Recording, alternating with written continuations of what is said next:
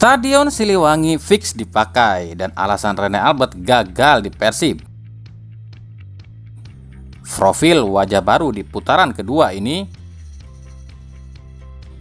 Kontroversi PT LIB bersama Ferry Faulusnya. Serta berita dari Bali United, semuanya akan kami rangkum di Rio Hotspot. Assalamualaikum warahmatullahi wabarakatuh. Hai Rio Hotspot lovers, inilah Rio Hotspot untuk edisi kali ini. Tapi seperti biasa, sebelum kita bahas semua videonya, saya tetap mau dukungannya untuk channel ini agar terus berkembang dan bisa memberikan berita-berita informatif yang tentunya semoga saja bermanfaat untuk kita semua. Dengan cara klik subscribe, aktifkan juga notifikasi loncengnya, like, share, dan juga komen. Dan inilah Rio Hotspot selengkapnya.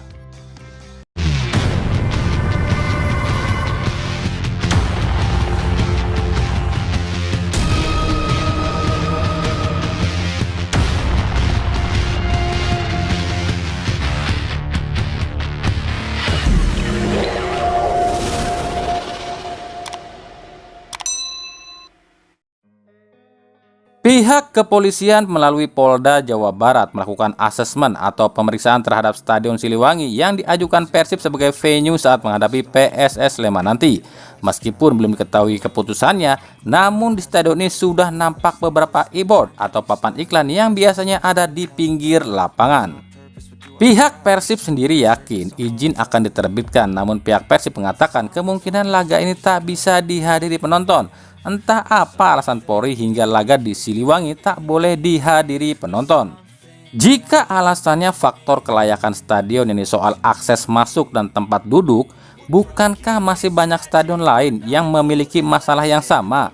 Bahkan jika dibandingkan dengan Stadion Parepare markas PSM Makassar yang banjir saat hujan lebat, jelas Siliwangi jauh lebih berkelas. Lantaran dipastikan lapangan sintetis Siliwangi ini mempunyai rumput yang di bawahnya terdapat gorong-gorong tempat pembuangan air. Jika masalahnya tempat duduk, bukankah di Stadion BJ Habibie pun tempat duduknya hanyalah tribun VVIP saja yang single seat? Lantas apa alasannya? Padahal sebelum kejadian di Kanjuruhan, soal stadion ini tak jadi soal loh. Saat ini Persib jadi salah satu tim yang sulit dihadiri penonton saat laga kandang. Padahal yang seharusnya dihukum tanpa penonton itu kan Arema. Kenapa jadi Persib yang kena? Di sisi lain, meningkatnya performa Persib sejak ditangani Luis Mia menimbulkan pertanyaan dari sejumlah insan sepak bola. Kenapa saat ditangani oleh Rene Albert, Persib melempem? Bukankah skuadnya masih sama?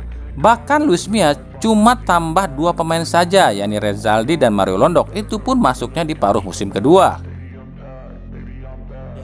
Dalam sebuah podcast, Rene Albert membeberkan alasannya kenapa Persib di awal musim ini seperti kehilangan sentuhan dan kebobolan banyak gol. Menurut Rene Albert, cederanya beberapa pemain pilar di saat pramusim membuat skema permainan Persib jadi kacau, seperti Ciro Alves yang cedera bahu, Teja Paku Alam yang cedera tangan, Victor yang cedera tulang pipi, dan sejumlah pemain lain yang juga cedera. Jelas ini menyulitkan Rene Albert dalam meracik strategi. Apalagi para pemain baru belum begitu beradaptasi dengan skema yang Rene Albert terapkan. Jika kalian ingin tahu lebih jelas, maka silahkan kunjungi Instagramnya Rene Albert atau kunjungi channel YouTube Sport77 Official.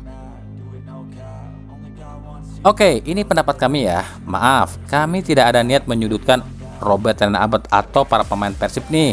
Ini cuma pendapat kami saja ya.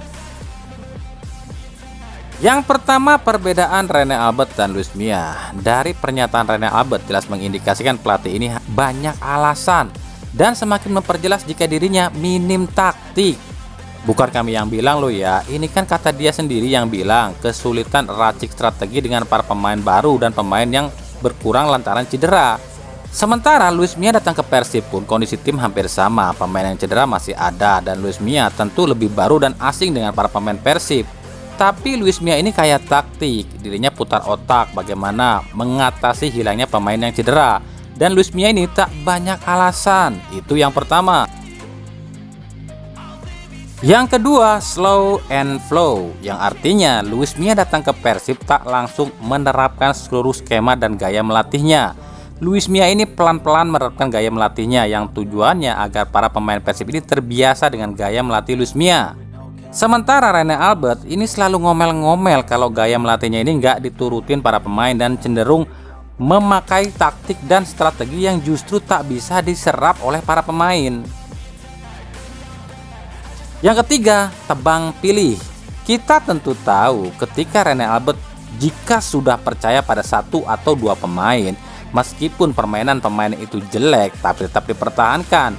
Rene Albert ini cenderung oportunis. Sementara Luis Mia tak peduli sebesar apapun nama pemain tersebut.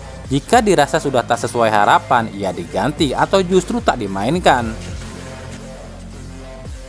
Yang keempat adalah gaya melatih dan kebosanan. Kita tahu tak semua pemain Persib ini bisa berbahasa Inggris dan Rene Albert jarang sekali mempraktekkan taktiknya pada pemain Persib, sehingga para pemain ini bingung dan lama-lama bosan dengan gaya melatih Robert Rene Albert.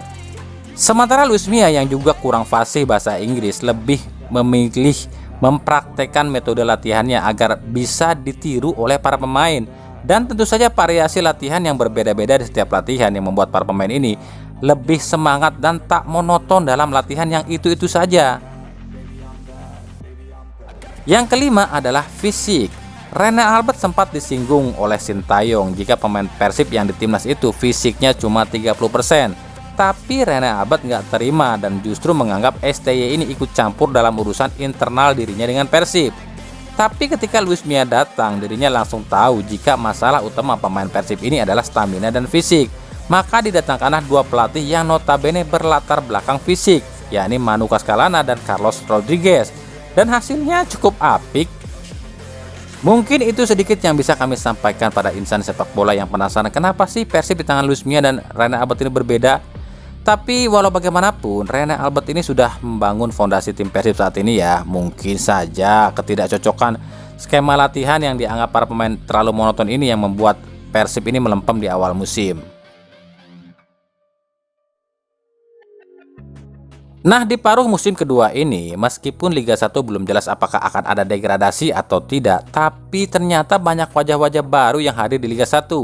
Selain dua penggawa timnas yang tiba-tiba mau main di Liga 1 yakni Witan dan Egy, ada juga wajah-wajah asing baru ataupun yang comeback ke Indonesia, seperti Yeven Bokashvili yang kembali gacor di klub asalnya yakni PSS Sleman. Tapi kami tertarik pada satu pemain baru nih milik Bayangkara FC yakni Matias Mir asal Uruguay, yang sukses cetak 3 gol di 3 laga beruntun. Siapa sih dia?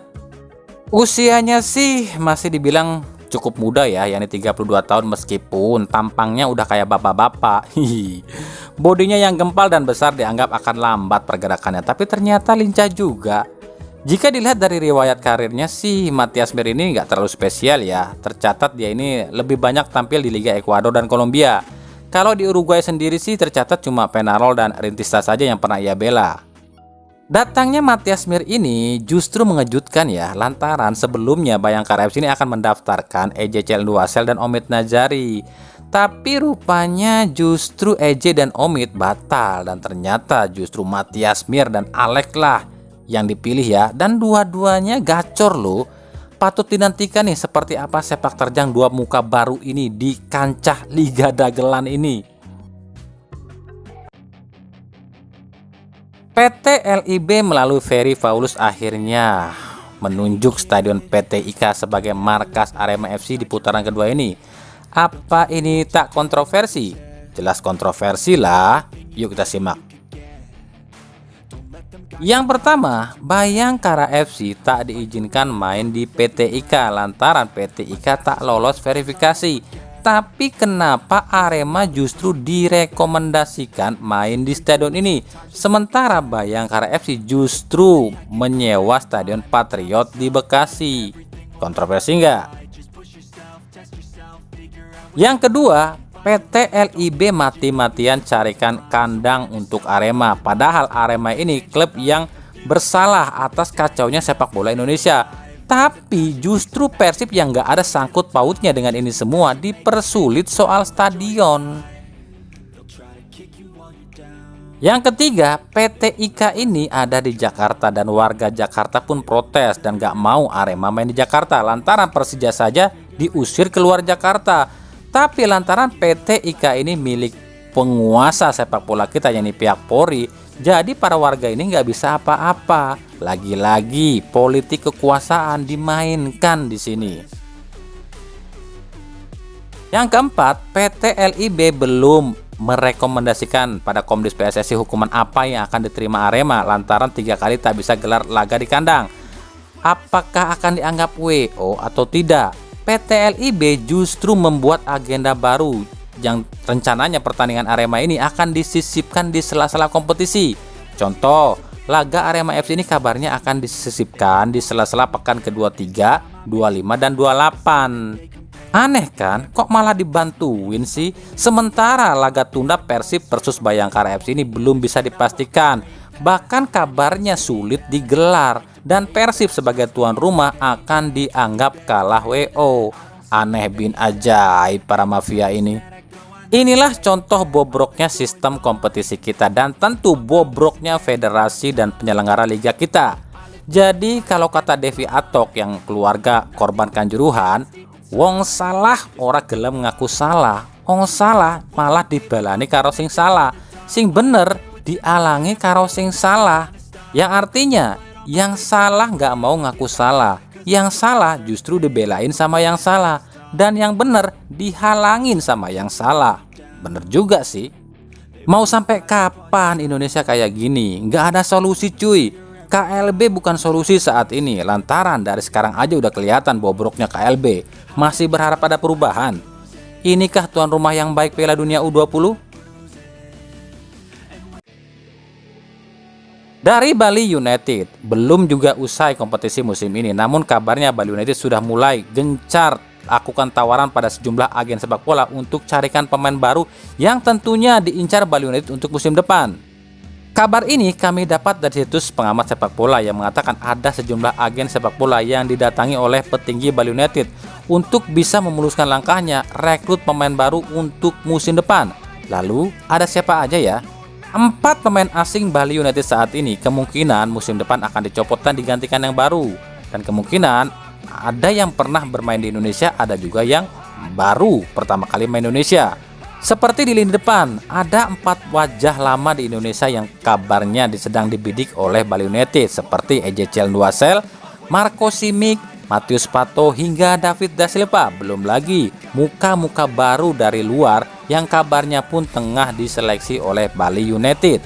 Sementara di slot asing Asia, ada beberapa nama yang kabarnya tengah diincar juga nih, seperti gelandang Persis Solo Rio Matsumura yang kabarnya akan ditebus ke klub Thailand. Lalu juga ada ex gelandang Persib asal Palestina Basim Rashid dan juga gelandang Persik Kediri Rohit Chan. Sementara di lini belakang kabarnya William Pacheco akan ditarik kembali dan juga ada dari bek Bayangkara FC Anderson Sales serta bek tengah naturalisasi yakni Diego Michel dan Jordi Amat. Jika kalian tak percaya dengan berita ini, silahkan kunjungi situs resmi pengamat sepak bola, tapi kalian harus join resmi dulu ya baru bisa buka artikelnya. Nah, mungkin segitu aja dulu pembahasan kita kali ini ya. Ikuti terus berita seputar sepak bola khususnya Liga Indonesia dan pernak-perniknya hanya di Rio Sport. Terima kasih yang telah menyaksikan video ini dan mengunjungi channel ini. Kritik dan saran selalu kami nantikan di kolom komentar atau di media-media sosial kami yang ada di bawah ini. Sampai jumpa di video-video kami selanjutnya dan salam Rio Sport. Wassalamualaikum warahmatullahi wabarakatuh.